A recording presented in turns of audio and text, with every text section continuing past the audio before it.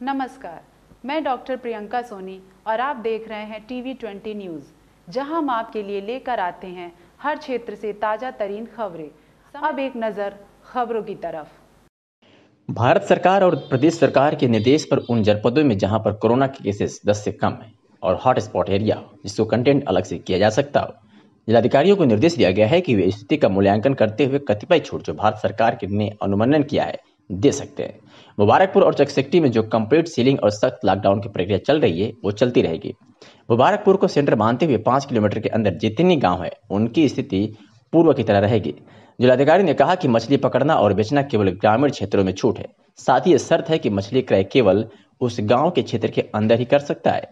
साथ ही जिलाधिकारी ने कहा कि अंडे के विषय में गतिविधियां सभी जगह अलाउ की गई है, उसमें भी शर्त यह है कि जो स्वच्छता के मानक है उसका पालन करना पड़ेगा।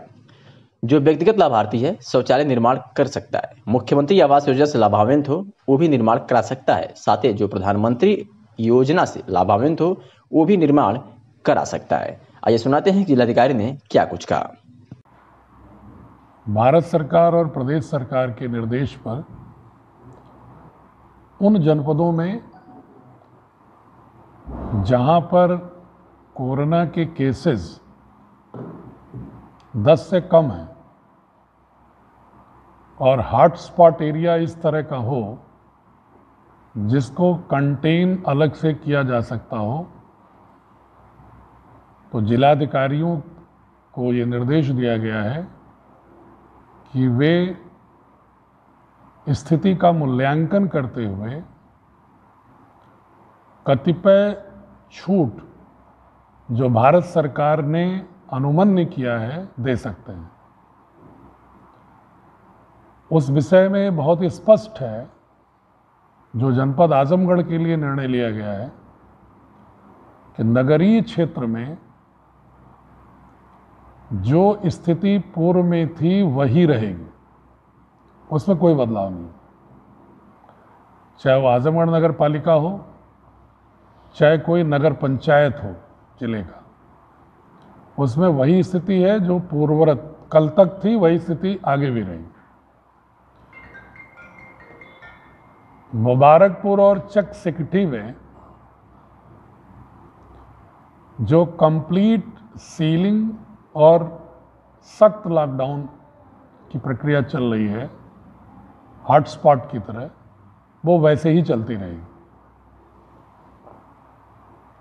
मुबारकपुर को एपिसेंटर मानते हुए नयापुरा को 5 किलोमीटर के अंदर जितने भी गांव भी हैं उनकी स्थिति भी पूर्ववत ही रहेगी जैसे कल थी। उनमें हम डोर टू डोर सर्वे भी करा रहे हैं।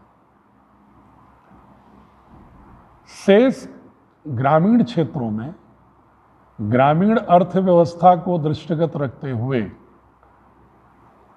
कतिपय गतिविधियां अनुमन्य की जा रही हैं। उसमें प्रमुखतः मनरेगा की गतिविधियां हैं या लाभार्थी परक कुछ योजनाओं की, जिसमें गांवों में लेबर इंटेंसिव प्रोजेक्ट नहीं है, मतलब ज़्यादा मजदूर एक साइट पर काम नहीं करते हैं। उसमें भी भारत सरकार ने और प्रदेश सरकार ने ये अपेक्षा की है कि प्राकृतिक संसाधनों के सुदृढ़ीकरण की जो योजनाएं हैं उनको प्राथमिकता से लिया जाए, जैसे तालाबों की खुदाई, वृक्षों के लिए गड्ढे खोदना, वृक्ष की नर्सरी तैयार करना, रिचार्जिंग के लिए वाटर रिचार्जिंग की कोई योजना हो उसको लागू करना, जल भराव की कोई समस्या है उसको दूर करना, सोकपिट बनाना, जो वहां पर सॉलिड वेस्ट है गांव का, गोबर या ठोस अपशिष्ट कूड़ा करकट, इसको खाद बनाने के लिए कंपोस्ट, वर्मी कंपोस्ट या नाडेप कंपोस्ट या कोई नापदान है लिक्विड वेस्ट मैनेजमेंट की दृष्टि से उसको सोकपिट बनाना,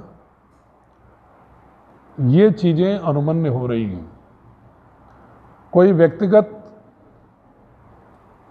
किसान अपने खेत की मेड़ ठीक कर सकता है, समतल कर सकता है मनरेगा के अंतर्गत, क्योंकि बहुत सारी योजनाएं ऐसी हैं जिसमें लघु सीमांत कृषक अपने ही खेत पर काम करके मनरेगा से पेमेंट पा सकता है। वो गतिविधियां वो कर सकते हैं। उसमें खेत का समतलीकरण, खेत को उपजाऊ बनाने की पद्धति, खेत के लिए ऑर्गेनिक मैन्योर खाद तैयार करने की पद्धति, इन चीज़ों की गतिविधियों को लोग कर सकते हैं। कृषि गतिविधियां जो पहले से चल रही हैं वो चलती रहेंगी। जायद की खेती भी चलती रहेगी और उससे संबंधित कृषि उपकरण की बिक्री और मरम्मत की दुकानें खुली रहेंगी और उनके क्रय विक्रय के लिए जो सरकारी क्रय केंद्र हैं या मंडी स्थल हैं वो चालू रहेंगे। कोई एफपीओ है तो वो किसान से उसके खेत पर, उसके घर से भी खरीद सकता है। इसके अलावा एक गतिविधि और अनुमन्य हुई है मत्स्य पालन की। ग्रामीण परिवेश में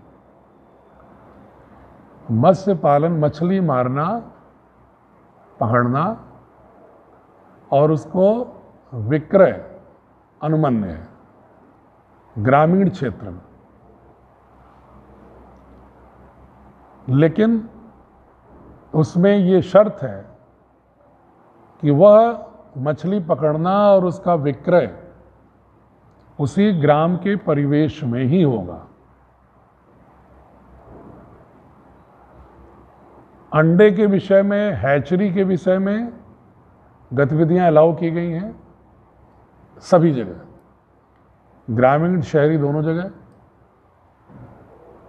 उसमें शर्त यही है कि जो स्वच्छता के मानक हैं उसका पालन किया जाए।